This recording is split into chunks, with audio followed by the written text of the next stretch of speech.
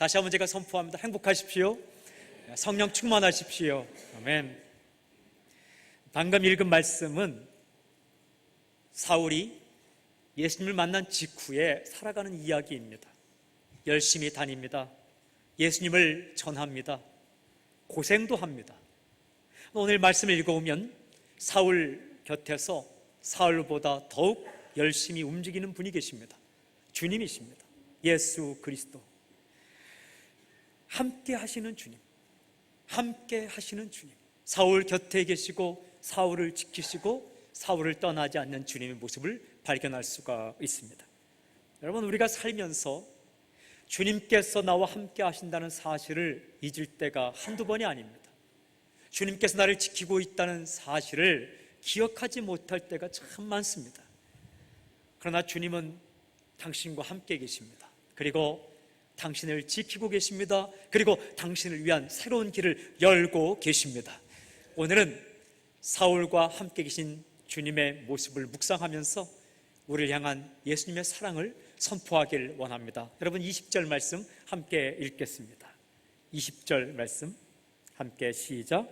즉시로 각 회당에서 예수가 하나님의 아들이심을 전파하니. 홀로 있는 사울에게 아나니아 보내주셨죠. 다시 보게 되었습니다. 음식 먹고 강간하게 되었어요. 세례받았습니다. 이때 사울이 어떻게 합니까? 오늘 말씀 보니까 즉시로 각 회당에서 전파하니. 무엇을 전파했습니까? 예수가 하나님의 아들이심을 전파했다라고 기록하고 있습니다. 그는 머뭇거리지 않았습니다. 뒤로 미루지 않았습니다. 주님 만난 즉시, 그 즉시 예수님이 하나님의 아들이심을 전파했습니다. 머뭇거림도 불순종입니다. 어떤 일을 할 때 여러분 절대로 머뭇거리거나 다른 때로 미루지 말기를 저는 선포합니다. 그는 머뭇거리지 않았어요. 그리고 또한 그는 희미하게 전하지 않았어요. 예수님 그분은 하나님의 아들이십니다라고 분명하게 전했습니다. 사람들이 어떻게 반응합니까? 21절을 보십시오. 이렇게 반응합니다. 시작. 듣는 사람이 다 놀라 말하되 이 사람이 예루살렘에서 이 이름을 부르는 사람을 멸하던 자가 아니냐. 여기 온 것도 그들을 결박하여 대제사장들에게 끌어가고자 함이 아니냐 하더라. 듣는 사람이 다 놀라. 사람들이 놀랐어요. 이 사람은 예루살렘에서 예수 믿는 사람을 핍박하던 사람이 아니냐, 그들을 없애버리던 사람이 아니냐. 여기 다메섹에 온 것도 그들을 결박하여 대제사장에 끌고 가고자 한 건데, 아니 이 사람이 이렇게 변하다니 라고 깜짝 놀랐습니다. 참 신기하죠? 그가 예루살렘에서 대제사장에 가서 받은 명령장은 무엇입니까? 예수님의 제자 체포 명령장이었어요. 그걸 가지고 갔어요.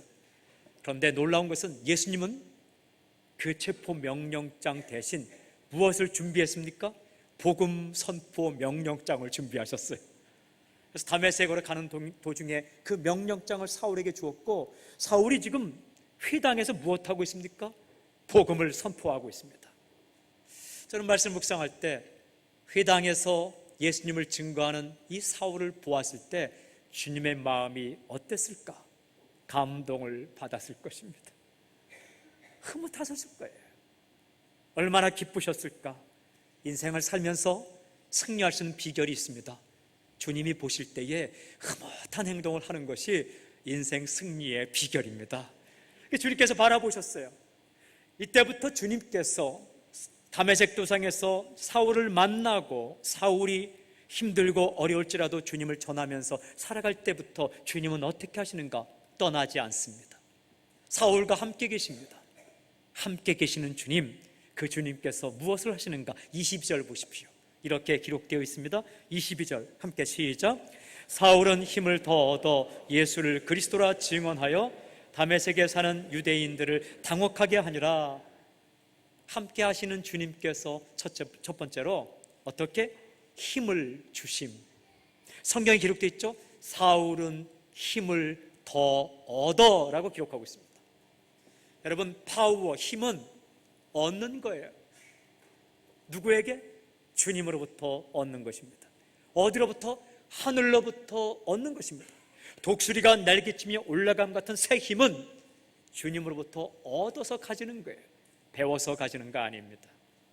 빼앗아 가지는 거 아닙니다. 파워, 진정한 힘은 주님으로부터 얻는 것, 하늘로부터 임하는 것이, 저는 선포하고 축복합니다. 새 힘이 당신에게 임할지어다. 예. 또 오늘 보니까 어떤 능력이냐?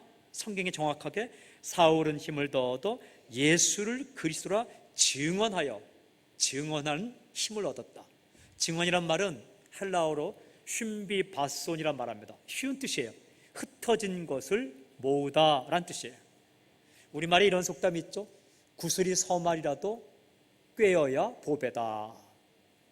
구슬이 흩어져 있을 때 이걸 잘 꿰면 보배가 돼요. 근데 구슬을 흩어진 채로 그냥 내버려두면 걷다가 밟고 넘어져서 다칩니다. 지식도 마찬가지예요. 지식이 아무리 많아도 꿰어야 보배입니다. 근데 여기서 증언하는 능력이란 흩어진 것들을 꿰어 맞추는 능력을 말해요. 사도 바울이 구약을 열심히 공부했어요. 성경을 열심히 외웠습니다. 그리고 이런저런 경험을 했습니다. 그리고 이곳저곳 가봤어요. 근데 주님께서 어떤 능력을 주셨냐면 흩어진 경험들, 흩어진 지식들, 여러 가지 경험들을 하나로 꿰을 수 있는 능력을 주셨어요. 무엇하기 위해서? 예수님은 하나님의 아들이시오, 그를 믿으면 구원 온다는 것을, 사실을 증거하기 위해서 구약 성경도 끌어오고 경험도 끌어오고 자연적 과학적인 지식도 끌어와서 예수님은 하나님의 아들이심을 증거하는 그런 능력을 주셨다. 이 얼마나 귀한 능력이에요. 제가 한참 전에 버스를 탔습니다. 버스를 탔는데 어떤 사람이 조용한 버스 안에서 여러 가지 말을 하고 있더라고요. 전도하는 것인가 간증하는 것인가 들어봤어요. 그런데 발음이 기가 막혀요. 그리고 단어가 참 좋아요. 조영기 목사님 이야기도 하다가 라면 공장 이야기 하다가 여러 가지 이야기를 해요. 발음이 그렇게 정확할 수가 없어요. 근데 5분을 듣고 있는데 머리가 아파서 도저히 들을 수가 없어요. 신기한 것은 앞뒤가 안 맞습니다. 더 들어보니까 약간 이상한 분이었어요. 그래서 그냥 중얼중얼 하는데 발음도 정확하고 단어도 정확한데 도저히 머리가 아파요. 왜냐하면 이게 주어로 시작하면 마지막에 딱 매듭을 지어야 되는데 이상한 말이 계속 반복되면서 무슨 내용인지 모르겠어요. 그때 제가 깨달은 것은 발음보다 중요한 것은 앞뒤가 맞는 것이구나. 단어보다 중요한 것은 앞뒤가 맞아야 되는구나. 앞뒤 맞추는 능력이 증언의 능력이에요. 그러니까 사울에게 능력을 주셔서 구약에 흩어져 있는 많은 예언들과 자신의 경험과 들은 것들을 딱 맞추어서 예수님이 하나님의 아들이심을 증거했다. 그런 힘을 주셨어요, 주님께서. 저는 선포하고 축복합니다. 함께 계시는 주님께서 당신에게 이런 증언의 능력을 주시길 예수님을 선포합니다. 그렇게 쓰여진 책, 그렇게 만들어진 영화, 힘을 주셨어요. 힘은 얻어서 가지는 겁니다. 힘은 주실 때 받는 겁니다. 독수리가 날개치며 올라감 같은 새로운 힘, 예수님을 증거하는 힘, 어렵고 힘들지만 주님께서 기뻐하는 길을 선택하고 나아가는 힘, 그리고 해야 할 일을 포기하지 않고 끝까지 하는 능력, 고난 중에서도 절망하지 않고 믿음으로 승리하는 능력, 함께 계시는 주님께서 당신에게 그런 파워와 능력을 주시기를 선포합니다. 그러면 살 수 있어요.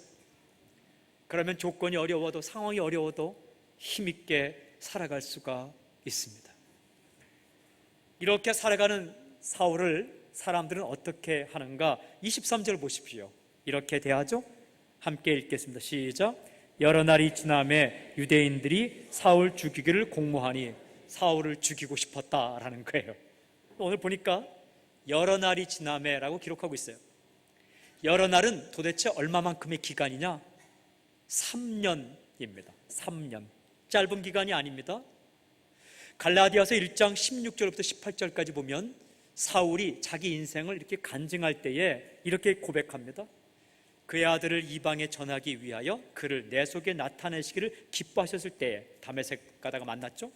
내가 곧 혈육과 의논하지 아니하고 또 나보다 먼저 사도된 자들을 만나려고 예루살렘을 가지 아니하고 아라비아로 갔다가 다시 다메섹으로 돌아왔노라. 그 후 3년 만에 내가 게바를 방문하려고 예루살렘에 올라가서 그와 함께 15일을 머물렀다. 순서가 이렇습니다. 사울이 다메섹 가다 예수님 만났어요. 3일 동안 보지 못하고 먹지 못하고 식음을 전폐했어요. 아나니아가 와서 안수했습니다. 즉시로 회당에서 예수님을 전했어요. 그러다가 아라비아로 갔다가 다메섹에 왔는데 몇 년 동안, 3년 동안 지나다가 예루살렘에 올라가서 15일 동안 베드로를 만났다라는 기록이에요. 그러니까 이 아라비아에 잠깐 갔다 오고 다메섹에서 전도한 연수가 3년입니다. 짧은 기간 아닙니다. 3년 동안 열심히 예수님을 전했어요. 그 결과는 어떻습니까? 제거 대상이 되었다라는 거예요. 유대인들이 죽이고 싶었다. 오늘 성경에 보니까 유대인들이 사울 죽이기를 공모하니, 유대인들이 왜 사울을 죽이고 싶었을까요? 이유는 간단합니다. 진짜 크리스천이기 때문에 그렇습니다. 이런 말이 있습니다. 늑대는 그림의 양은 절대로 잡아먹지 않는다. 늑대는 살아있는 양은 공격하지만 그림 속에 있는 양은 잡아먹지 않는다. 사탄도 마찬가지입니다. 악한 세력도 마찬가지입니다. 그림 신자는 공격하지 않습니다. 이름만, 무늬만 신자는 공격하지 않아요. 주요 공격 대상이 되었다는 것은 이 사울이 최선을 다해 주님을 섬기고 복음을 전했다는 것입니다. 저는 여러분이 사단의 주요 공격 대상이 되는 복도 누리길 바랍니다. 아멘이 적을 줄 알았습니다. 사탄과 귀신들이 회의할 때에 어떤 사람을 잡아왔어요. 그런데 툭툭 건드리면서 놓아줍시다. 뭐 이런 사람을 잡아왔습니까? 놓아주어도 1년 동안 놓아주어도 기도 한번 하지 않고 전도 한번 안 하니까 걱정할 필요 없습니다. 마음대로 살게 해주십시오. 우리가 운동할 때요, 주요 공격수는 방어해도 아무리 슛을 그 공을 차도 골대 안으로 한 번도 차지 못하는 사람은 방어하지 않습니다. 어떻게 말합니까? 그냥 내버려 둡시다. 마찬가지예요. 3년 동안 열심히 전도했더니 공격 대상이 되었다는 거예요. 근데 이 사람들이 어떻게 사울을 죽이려고 했냐면 성경이 이렇게 죠. 공모했다라고 해요. 공모라는 것은 두 세력이 함께 힘을 합쳤다라는 거예요. 누가 공모했는가? 사도 바울이 나중에 또 간증을 합니다. 고린도 후서 11장 32절에 이렇게 기록되어 있어요. 함께 읽어볼까요? 고린도 후서 11장 32절 함께 시작. 다메섹에서 아레다 왕의 고관이 나를 잡으려고 다메섹 성을 지켰으나, 아레다라는 왕의 고관들, 즉 궁정수비대, 왕을 지키는 병사들이 사울을 죽이려고 유대인과 공모했다라는 거예요. 아레다 왕은 누구냐면 로마의 명을 받고 다메섹을 지키는 왕이었어요. 다메섹을 선물로 받았습니다. 여러분, 우리가 사극을 보면 알겠지만 군사들 가운데 가장 무예가 뛰어난 군사는 누구를 지킵니까? 왕을 지킵니다. 아레다 왕을 지키는 궁정 수비대와 유대인들이 공모해서 사울을 죽이려고 했다. 그런데 성경은 어떻게 기록합니까? 이 위험 속에서 함께 계시는 주님께서 사울을 꽉 지키신다라는 거예요. 여러분 24절 함께 읽겠습니다. 24절 시작. 그 계교가 사울에게 알려지니라. 그들이 그를 죽이려고 밤낮으로 성문까지 지키거늘. 함께 계시는 주님께서 사울에게 하신 두 번째는 암살 계획을 알게 하심. 암살 계획을 알게 하셨다. 성경에 기록하죠. 그 계교가 사울에게 알려지니라. 어떻게 알려졌을까요? 사울이 첩보원을 파송했을까요? 아닙니다. 주님께서 어떻게 해서 알게 하셨다는 거예요. 눈치로 알았을까요? 아닙니다. 여러분, 우연으로 알았습니까? 아닙니다. 사울의 정보력으로 알았습니까? 아닙니다. 주님께서 사울 암살 계획을 사울이 알도록 해주셨다는 것입니다. 모르겠죠. 드라마처럼 사울이 지나갈 때에 사람들이 하는 이야기를 들었을 수도 있고, 사울을 알고 있는 사람이 그 소식을 알고 사울에게 전달해 줄 수도 있죠. 사도행 1가 보면 또다시 암살 계획이 다음에 계획될 때에 사울의 조카가 그걸 듣고 있다가 알려주죠. 이게 은혜입니다. 이게 주님의 도우심이에요. 이게 주님의 돌보심입니다. 악한 꾀를 알게 하는 것, 그리고 다른 사람의 계획과 마음을 알게 하시는 것, 함께 계시는 주님께서 그렇게 역사하신다는 거예요. 아빠 되시는 여러분, 자녀들의 마음을 알아챌 수 있는 은혜가 당신에게 있기를 주님 선포합니다. 마음이 힘든 새로 왔어요. 근데 툭 하는 말이, 너 인상이 왜 그러냐? 거기다 한마디만 더 붙이면 큰일 나요. 너 맨날 인상이 왜 그러냐? 맨날이란 말이 사람을 죽이는 거예요. 한 번 행동했는데 매번. 내 아빠가 딱 알아차려서, 요즘 저 힘든 일 있는가 보지? 용돈을 주면서 영화나 한번 봐라. 그런 눈치가 있어야 돼요. 그건 인간의 눈치가 아니라 주님께서 그 마음 가운데 알아차리는 거죠. 엄마와 아빠의 어려움도 알아차릴 수 있는 것, 그리고 누가 나를 사기를 치려고 할 때 그것도 알아챌 수 있는 능력, 그리고 도우려 할 때 알아챌 수 있는 능력, 그게 함께 계신 주님께서 그렇게 알려주신다는 거예요. 성령께서도 알려주시는 것이죠. 근데 이 상황이 그렇게 쉬운 상황이 아니에요. 성경 보니까 그들은 어떻게 하고 있었습니까? 그들이 그를 죽이려고 밤낮으로 성문까지 지키거늘, 밤낮으로 성문까지 지켰다. 비상이 걸렸습니다. 밤낮으로 성문까지 지켰습니다. 저는 이 프로젝트를 성문 봉쇄 프로젝트라고 이름을 하겠어요. 여러분, 왕의 수비대가 성문을 지켰다. 벗어날 길이 없어요. 살아날 가망이 없는 겁니다. 얼마나 잘 지켰겠어요. 그런데 참 신기하죠? 주님께서 사울을 벗어나게 만듭니다. 25절 보십시오. 25절 함께 시작. 그의 제자들이 밤에 사울을 광주리에 담아 성벽에서 달아내리니라. 함께 계시는 주님의 세 번째는 광주리 프로젝트입니다. 이렇게 기억해서, 그의 제자들이 밤에 사울을 광주리에 담아 성벽에서 달아내리니라. 제자들이, 사울에게 제자가 생겼어요. 3년 동안 열심히 했더니 제자반을 졸업한 친구들이 사울을 구하는데 광주리에 사울을 담았어요. 그리고 끈을 매서 벽을 타고 광주리에 달아내렸다. 여러분, 이 기억은 사울에게 절대 잊을 수 없는 기억입니다. 어떻게 잊을 수 있겠습니까? 그래서 그가 고린도 후서를 쓸 때 이렇게 고백합니다. 고린도 후서 11장 33절에 나는 광주리를 타고 들창문으로 성벽을 내려가 그 손에서 벗어났노라, 이렇게 고백합니다. 왕의 군사들의 프로젝트는 뭡니까? 성문 봉쇄 프로젝트. 주님의 프로젝트는 뭡니까? 광주리 프로젝트. 기억하십시오. 주님의 프로젝트, 광주리 프로젝트가 왕의 성문 봉쇄 프로젝트보다 훨씬 더 훌륭합니다. 살아났어요. 생각해 보십시오. 이 장면이 참 흥미진진합니다. 광주리에 담겨서 성벽을 내려가고 있습니다. 사울이 할 수 있는 일 아무것도 없어요. 그냥 광주리에 쭈그리고 앉아 있는 거예요. 뭔가를 자신이 하려고 하면 더 위험해요. 광주리 안에서 발버둥 치면 균형이 맞지 않아요. 소리를 칠 수도 없어요. 도와주러 주세요, 소리칠 수도 없어요. 그냥 쭈그리고 앉아 있는 거예요. 이때 주님께서 어떻게 도와주는지 아십니까? 여러분, 밧줄이 끊어지지 않아야 돼요. 밧줄이 엉켜도 안 돼요. 저는 사람들 장례 예배를 드릴 때, 하관식 할 때 관을 끈으로 이렇게 해서 많이 내려봤어요. 이때 끈이 한쪽이 30cm만 더 길고 한쪽이 짧게 이렇게 균형을 못 맞추면 관이 떨어져요. 곤두박질 쳐요. 균형이 잘 맞아야 돼요. 광주리가 달아져 내릴 때에 양쪽 끈이 정확하게 맞아야 돼요. 조금만 삐끗하면 그냥 쏟아져 내리는 거예요. 바람이 불어서도 안 돼요. 난데없는 바람이 불면 광주리가 흔들리는 거죠. 달빛이 밝아도 안 돼요. 도망칠 때는 달빛이 어두워야 되는 거죠. 달빛이 밝아도 안 돼요. 달빛이 구름 속에 가려져 있다면 구름이 벗어나면 안 돼요.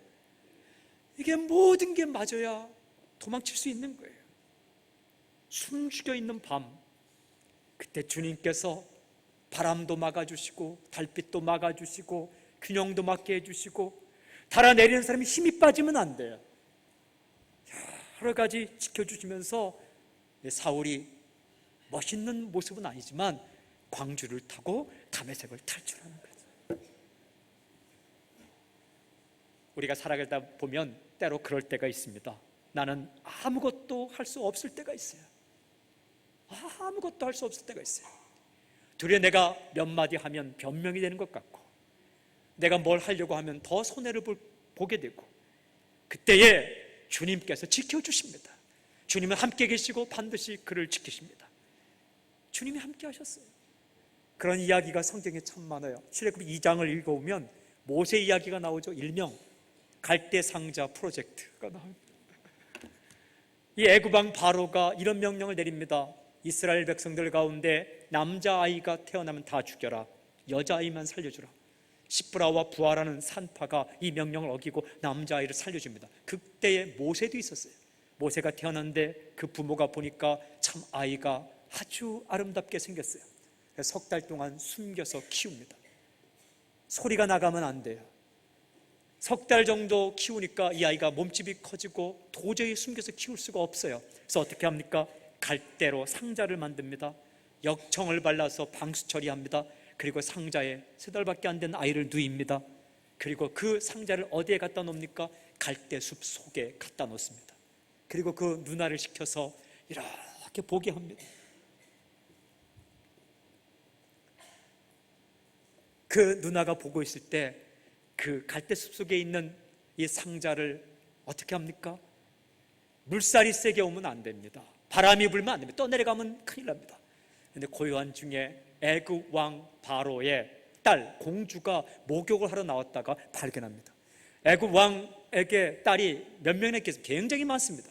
그런데 저는 적어도 그 딸 가운데 측은 여기는 마음과 따뜻한 마음이 있는 공주가 목욕을 하다가 그 상자를 발견해요. 그리고 그 아기를 불쌍히 여겨서 왕궁으로 데려갑니다. 그리고 한마디 합니다. 이 아이에게 젖을 먹여야 되겠구나. 그리고 유모를 차려야 되겠다. 그때 그걸 가만히 보던 이 모세의 누나가 달려갑니다. 제가 이거 무슨 소설책에 있는 이야기 아니라 성경책에 있는 이야기입니다. 그래서 이제 달려가서 이 아이를 먹이를 전 유모를 데려올까요? 그랬더니 애굽 왕 바로의 딸 공주가 유모를 데려오라. 누구를 데려갑니까? 자기 엄마 데려갑니다. 모세의 엄마를 유모로 데려가서 모세가 엄마 젖을 먹고 자랍니다. 아브라함과 이삭과 야곱의 이야기를 듣고 자랍니다. 여호와 하나님의 이야기를 듣고 자랍니다. 품 안에서 자라나죠. 죽을 위험, 바람이 불도 안 됩니다. 다른 사람이 발견하면 안 됩니다. 아주 욕심 많은 엉뚱한 사람이 발견해도 안 됩니다. 따뜻한 마음을 가진 바로의 공주가 그를 발견했고 40년 광야 생활하다 80세가 되어서 왕궁에 갔을 때 그는 자기가 살던 집에 가서 활동하고 애굽 왕의 그 바로와談판을 짓죠. 하나님께 지키시는 거예요. 주께서 늘 말씀하십니다. 40년 동안 너희가 광야에 살아갈 때에 신발이 헤어졌느냐, 옷이 헤어졌느냐, 만나를 먹이시고 내가 지키지 않았냐. 시편 139편 9절 10절에 내가 새벽 날개를 치며 바다 끝에 가서 거할지라도 거기서도 주의 손이 나를 인도하시며 주의 오른손이 나를 붙드시리이다. 살다 보면 위험한 상황이 있죠. 위험한 상황이 있을지라도 주님께서 지키면 안전합니다. 기억하십시오. 인생의 안전지대는 주님이십니다. 인생의 안전지대는 주님이세요. 주께서 항상 피할 길을 주세요. 고린도전서 10장 13절에 이런 말씀이 있어요. 함께 읽어보실까요? 함께 시작.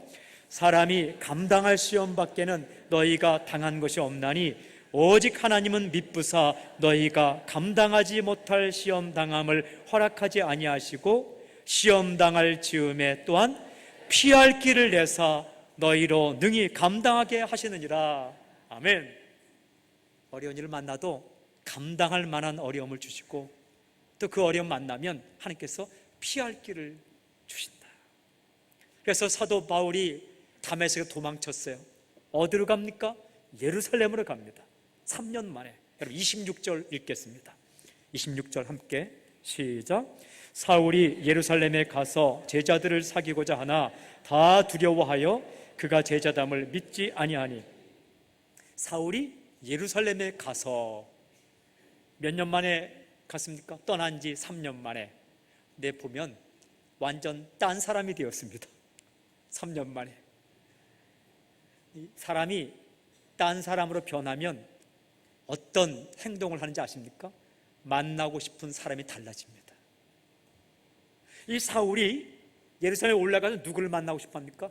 제자들을 사귀고자 하나, 이렇게 되죠. 제자들을 사귀고자 하나. 예전 같으면 누구 먼저 만날까요? 대제사장 먼저 만났겠죠. 누구 먼저 만났을까요? 가말리알 문화에서 공부한 동창생들 만나고 싶었겠죠. 동문 만나고 동창생 만나고. 근데 이 사람이 누굴 만나고 싶으냐 면 제자들을 만나고 싶어요. 그런데 이게 어색합니다. 왜냐하면 3년 전에 그 제자들의 동료들을 잡았습니다. 죽였습니다. 체포했습니다. 때렸습니다. 어색한 거예요.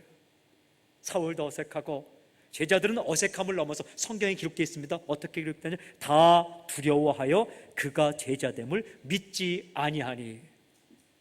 사울을 두려워해서 믿지 않았다. 그래서 제자들이 사울을 거절합니다. 거절당해요. 거절감만큼 힘든 거 없어요. 이때 주님께서 함께 계시면서 어떻게 하신지 아십니까? 27절 보십시오. 27절 함께 시작.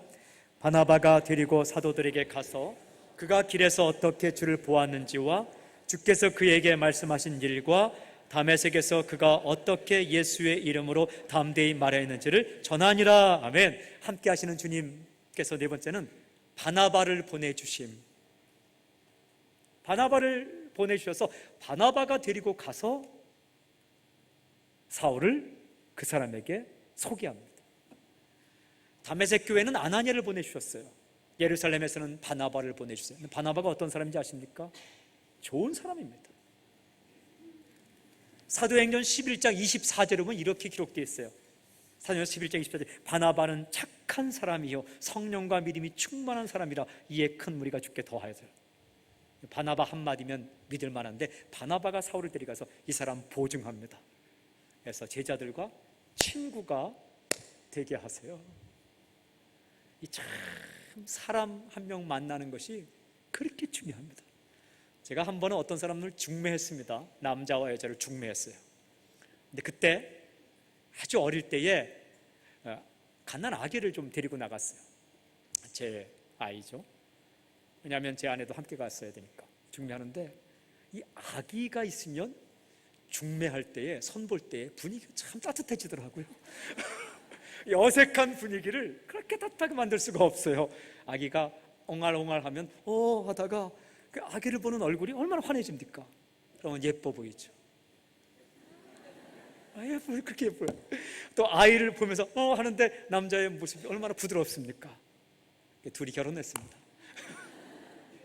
이 밝은 표정의 아이가 중간에 있을 때에 분위기가 그렇게 어색해지지 않아요. 하물며 말을 잘 못하는 아기 한 명도 이렇게 분위기를 만드는데, 착한 사람이요 성령과 믿음이 충만한 바나바가 중간에 있어서 사울을 보증해주고 레커멘드 추천해주고 할 때에 사울이 제자들과 사귀게 되었어요. 그래서 15일 동안 베드로와 사귀고 예수님의 동생 야고보와 사귀었다는 기록이 있어요. 다른 사도들은 보지 못했지만 예루살렘에 있는 성도들과 만나고 다시 이제 다른 곳으로 가게 됐죠. 저는 함께 계시는 주님께서 당신이 어려움을 당할 때에, 내가 이 어색한 분위기를 깨뜨리지 못할 때에, 아이스 브레이크, 이 아주 어색함을 깨뜨릴 때에 좋은 사람이 여러분 가운데 오기를 주님 선포합니다. 또 알아차릴 수 있기를 바랍니다. 이게 복입니다. 주님께서는 보호해 주시고 알아차리게 해주시고 힘을 주시고 또한 사람을 보내주신다. 그래서 이제 사울이 15일 동안 예루살렘에 머물다가 이제 어떻게 합니까? 28절 29절 읽겠습니다. 함께 읽어보실까요? 함께 시작. 사울이 제자들과 함께 있어 예루살렘에 출입하며 또 주 예수의 이름으로 담대히 말하고 헬라파 유대인들과 함께 말하며 변론하니 그 사람들이 죽이려고 힘쓰거늘. 어떻게 기록되어 있어요? 그 사람들이 죽이려고 힘쓰거늘. 유대인들이 사울을 죽이려고 했다. 여러분, 예수님 믿지만 않았다면 유대인들이 적이 되지 않았을 텐데 적군이 아군이 되고 아군이 적군이 되었어요. 유대인들이 자기를 죽이려고 달려올 때에 사울의 마음 가운데는 누가 생각났을까요? 스데반이 생각났을 겁니다. 3년 전에 그렇게 스데반을 죽이는데 자기가 찬송 투표했고 옷을 지켰거든요. 사람이 그렇잖아요. 이 딸들이 자기 혼자 큰 것처럼 큰 소리 치다가 결혼하고 애기 낳으면 엄마 생각나잖아요. 남자들이 다 할 것처럼 큰 소리 치다가 결혼해서 돈 벌어서 이제 가족 챙기려고 하면 아버지 생각 많이 나잖아요. 우리 아버지가 이렇게, 또 우리 어머니가 이렇게 우리를 키웠구나, 그런 생각 나잖아요. 제가 장로님들 많이 만나봤는데요, 목회자들에게 무조건 잘해주는 장로님 특징이 뭔지 아십니까? 자기 자식이 목사인 장로님들은 무조건 잘해주세요. 그러니까 이렇게 하다가 아유, 내 자식이 이렇게 힘들겠구나 이러면서 무조건 잘해주세요. 그러니까 이 사울의 마음 가운데 스다반이 생각났을 거예요. 그런데 이게 복이에요. 여러분, 사울이 끝까지 믿음을 지키면서 돌에 맞아 죽어가면서 천사처럼 얼굴을 밝히면서 주님 바라보고 용서하는 그 모습이 사울엔 모델이 있는 거예요. 믿음을 지키는 모델, 끝까지 용서하는 모델. 그 모델을 따라 사울이 믿음을 지킵니다. 변개하지 않습니다. 더욱더 그 사람들은 사울을 죽이려고 해요. 그럴 때에 어떻게 주님께서는 하시는가? 30절 이렇게 되어 있습니다. 우리 함께 읽겠습니다. 마지막 절 시작. 형제들이 알고 가이사랴로 데리고 데려가서 다소로 보내니라. 함께 하시는 주님께서는 어떻게 예루살렘을 떠나게 하십니다. 떠나게. 오늘 보면 어떻게 떠나게 하십니까? 할 수 없이 떠나게 하십니다. 사람이 할 수 없이 떠나는 게 복입니다. 왜냐하면 미련 없이 떠나기 때문에 그렇습니다. 사이가 좋을 때 떠나려면 미련이 참 많이 남아요. 할 수 없이 떠나요. 어떻게? 쫓겨나서 떠납니다. 7년 동안 다소라는 자기 출생지에 가서 무명의 세월을 지나게 됩니다. 항상 무명의 세월이 있어야 인생의 깊이가 생기는 거예요. 그러니까 쫓겨납니다. 억울하게 떠납니다. 할 수 없이 떠납니다. 그런데 여러분 기억하십시오. 그럼 주님께서 그가 쫓겨날 때 모른 척 하셨습니까? 아니에요. 그 전날 밤에 사울에게 찾아가서 이렇게 말씀하셨어요. 그 말을 사도 바울이 고백합니다. 사도행전 22장 17절부터 21절 함께 읽어볼까요? 주님께서 이렇게 말씀하셨어요. 시작. 후에 내가 예루살렘으로 돌아와서 성전에서 기도할 때에 황홀한 중에 보니 주께서 내게 말씀하시되 속히 예루살렘에서 나가라. 그들은 내가 내게 대하여 증언하는 말을 듣지 아니하리라 하시거늘 나더러 또 이르시되 떠나가라. 내가 너를 멀리 이방인에게로 보내리라 하셨느니라. 떠나가라. 너는 쫓겨가는 것이 아니요, 도망치는 것이 아니요, 할 수 없이 떠나는 것이 아니요, 어떻게? 이방인에게로 내가 보내는 것이다. 무슨 뜻입니까? 형식은 무엇입니까? 경험하는 형식은 쫓겨남입니다. 경험하는 형식은 할 수 없이 도망치는 거예요. 그러나 진정한 내용은 무엇입니까? 파송식입니다. 이방인에게로 파송하는 거예요.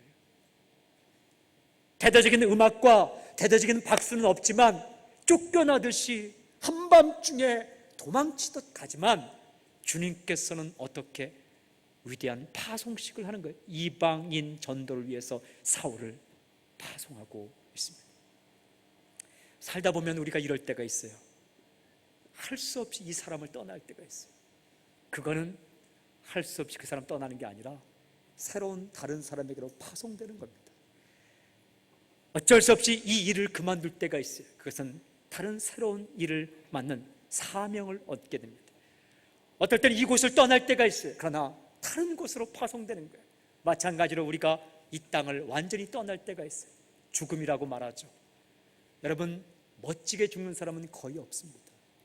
총에 맞아 죽기도 하고, 교통사고로 죽기도 하고, 암에 걸려 죽기도 하고, 떡을 하나 먹었는데 숨이 막혀 죽기도 하고, 때로는 매 맞아 죽기도 하고, 내일 일어날 걸 기억하고 기대하고 잤는데 유언도 없이 안녕 인사도 없이 그냥 한순간에 죽기도 하고, 다 그렇게 떠나가요.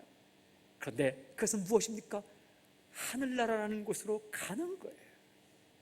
항상 형식은 할 수 없이 떠나고 슬픔 가운데 헤어지고 이 일을 놓고, 그런데 새로운 그 진정한 의미는 무엇인가? 새로운 일을 만나고 새 사람을 만나고 새로운 곳으로 파송되고 그리고 천국으로 가는 거예요.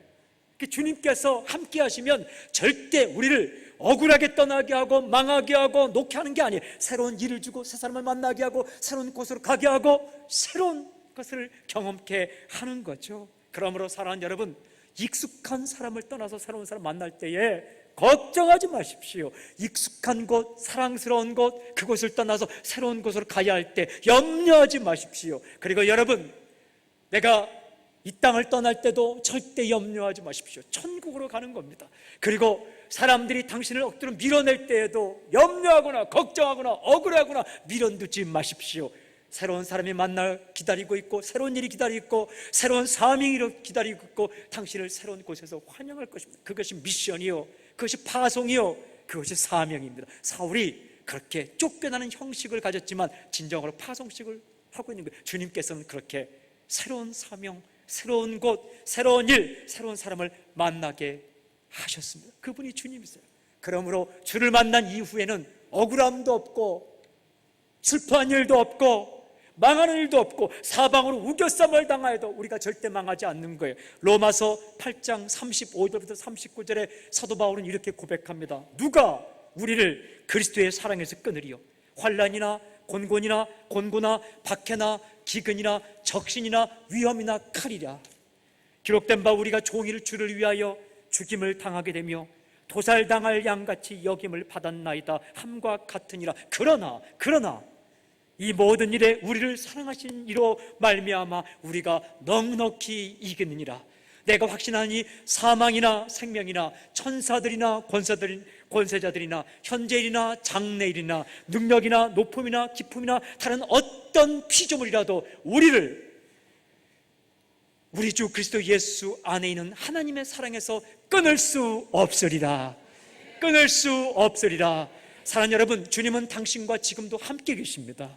당신을 지키고 계십니다. 새로운 길을 열고 계십니다. 염려하지 마십시오. 걱정하지 마십시오. 두려워하지 마십시오.